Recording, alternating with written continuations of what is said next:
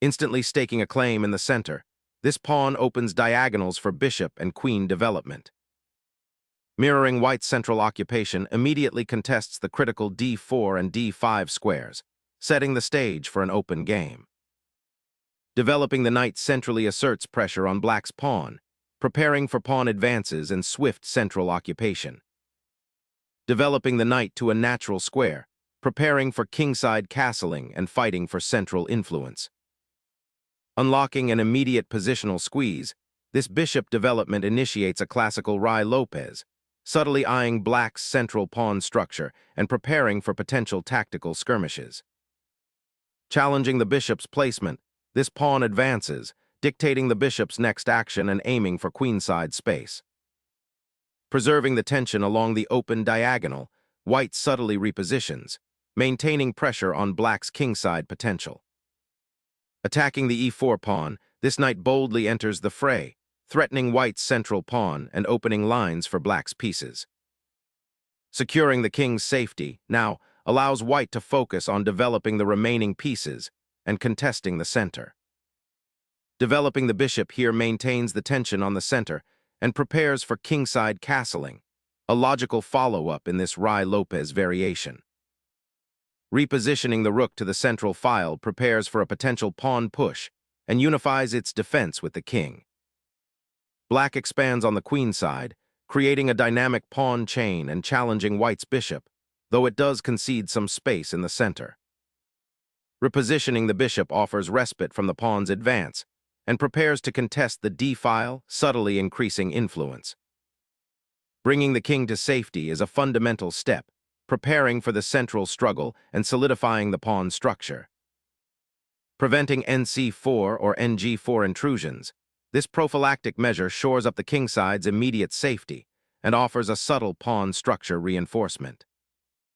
Solidifying central influence, the pawn prepares to potentially challenge white's bishop and opens a diagonal for the queen. Solidifying the center and preparing for queenside expansion, this move quietly bolsters white's structure. This pawn thrust aggressively grabs more queenside territory, but potentially weakens its own pawn structure for future play. Challenging the center's equilibrium, white ignites a pawn storm that will define the ensuing positional struggle. Probing for queenside space, but potentially weakening your king's safety on that flank. Retreating the bishop to c2 allows it to defend the e4 pawn and prepares for potential kingside castling if needed, while maintaining a watchful eye on the central tension. Developing the bishop to a more active diagonal, preparing for queenside expansion and reinforcing central control. Developing the knight to d2 prepares for a kingside pawn storm, potentially aiming for g4 and f4 to crack open black's defenses. A solid defensive maneuver, anchoring the rook and preparing to challenge central control. Repositioning the knight to f1 aims to develop it further, potentially to g3 or h2, to better support the kingside and prepare for kingside expansion. A defensive pawn push, subtly limiting the bishop's diagonal and preparing potential kingside expansion later. Initiating a kingside pawn storm seems premature given the exposed nature of the monarch. Repositioning the bishop to f8 loosens the queenside pawn structure and prepares for potential kingside action. Seeking to reroute the knight to a more active square, perhaps g4 or f3, aiming for central influence. Solidifying the kingside pawn structure offers a robust defense against potential central breakthroughs. Unleashing a pawn storm on the kingside now, aiming to pry open lines for your pieces and generate attacking potential. Disrupting white's queenside pawns with a bold pawn thrust challenges the bishop's outpost and creates dynamic imbalances. Opening that queenside file with the pawn capture drastically alters the battlefield geometry, creating immediate pressure. Reclaiming the pawn is a natural reaction, opening lines but potentially exposing your king's defenses. Reclaiming the bishop with purpose, white immediately targets black's pawn weaknesses, particularly the now exposed kingside. Unleashing the rook, black aims to disrupt white's queenside pawn structure and exploit the open file for immediate tactical skirmishes. a bold commitment to opening the queen side, aiming to activate the queen and pressure black's central pawn structure. Initiating a tactical skirmish on the queen side, black reroutes the knight towards the crucial central squares. A bold repositioning to secure the kingside pawn structure, eyeing a potential queenside breakthrough while acknowledging the loss of central control. Exploiting the open central files, this maneuver brilliantly eyes the queen's vulnerable flank and prepares to reinforce the central control. Unlocking the c-file creates an immediate pressure point, forcing black's pieces to reevaluate their defensive roles. Opening lines for your passed pawn, but it exposes your king's safety to a future kingside attack. Unleashing a daring pawn sacrifice, white rips open the kingside, aiming to expose black's monarch through a whirlwind of tactical possibilities. Opening the g-file for your rook is a bold choice, potentially exposing your king to a swift attack. The queen liberates a dangerous pawn avalanche, turning attack into a potential mating threat. A bold counterattack, sacrificing material for active piece play and disrupting white's pawn structure. Recapturing with the knight prepares to challenge control of the central files and potentially open a path for the queen. A knight reroutes to a less ambitious square, perhaps preparing to support a central pawn push or avoid immediate threats on the kingside. Reinforcing the kingside is a priority, aiming to deny black attacking avenues and consolidate white's pawn structure. Unleashing a knight to harass the weakened kingside is a bold, yet potentially precarious, foray into enemy territory. The rook's redeployment to f1 aims to disrupt black's queenside initiative and challenge control of the open files. Black's queen bravely ventures to the 7th rank, threatening the g7 pawn and creating dynamic tension. Reactivating the rook to challenge the c-file, eyeing infiltration possibilities. Reclaiming the central file feels like a crucial step, potentially opening lines for attack. The king steps into the open, a bold gamble to activate him amidst the chaos. Unleashing the rook to the open file offers exciting counterplay, aiming to exploit white's exposed king. Opening the a-file now aims to exploit the exposed king and its supporting structure. Activating the queen here creates a dynamic imbalance, challenging white's rook on the 2nd rank and potentially opening lines. Unlocking the c-file is a bold attempt to create counterplay, though it might leave your king a bit exposed. Restoring piece harmony and preparing for potential kingside skirmishes, this repositions the bishop to a more active diagonal. Reactivating the queen on the open file pressures black's exposed king. Unleashing the central pawn transforms the landscape, challenging white's cramped pieces and opening avenues for black's queen.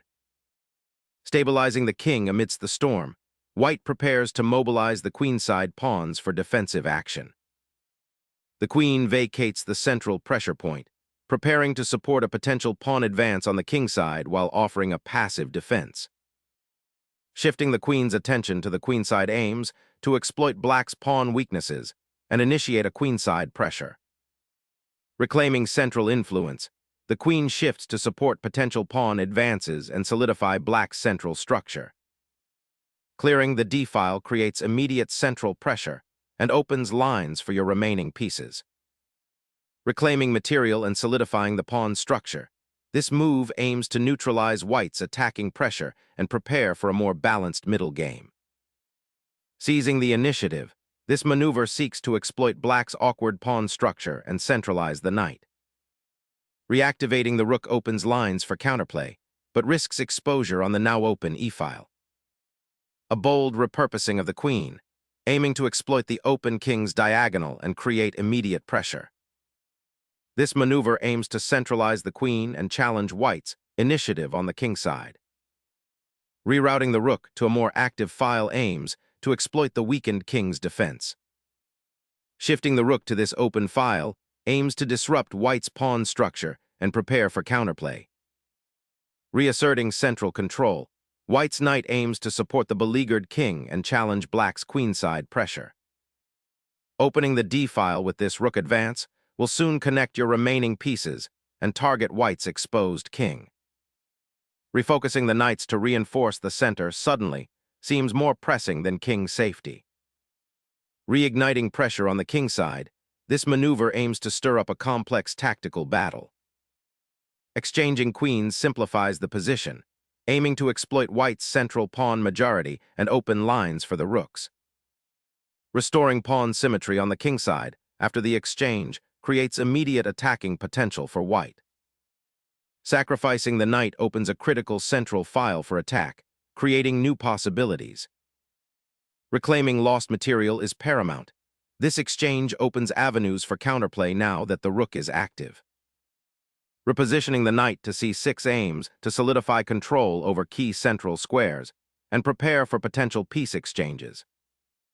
Unleashing the rook from its defensive post offers a glimmer of counterplay, aiming to disrupt white's queenside pawn structure. Gaining control of the open file is crucial for white's rooks, preparing to pressure the enemy king.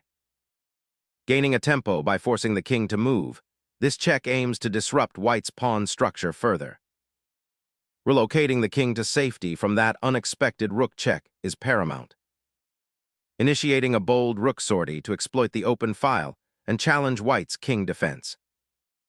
Targeting the central pawn structure now seems logical, aiming to break black's coordinated pieces and exploit the isolated d-pawn. Trading the rook on a3 offers a chance to equalize material, but opens up black's queen and rook. Seizing the open file opens up decisive attacking possibilities against the weakened black king. Consolidating the king's safety is paramount in this exposed position, seeking refuge from further threats.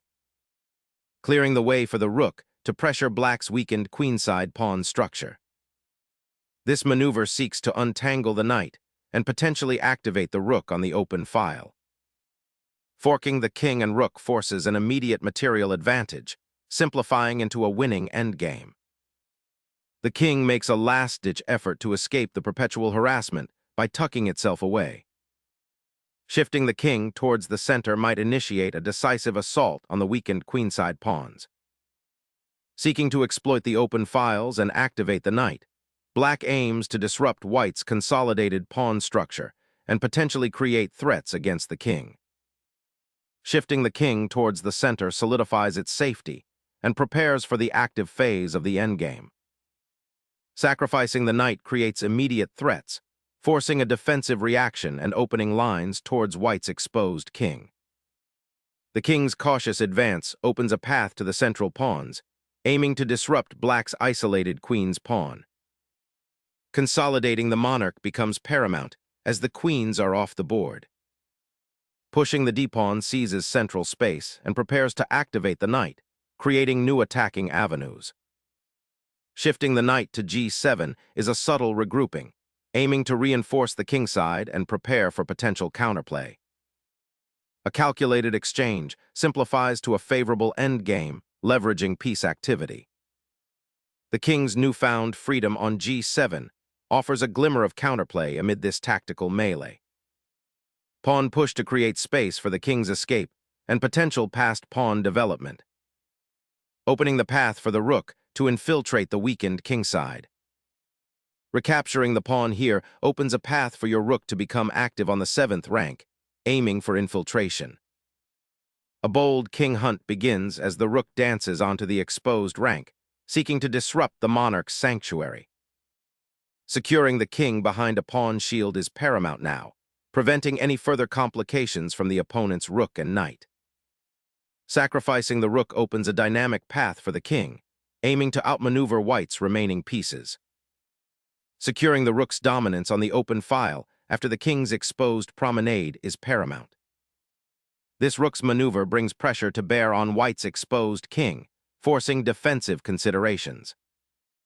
Activating the king to its rightful place in the endgame, preparing to escort the pawns.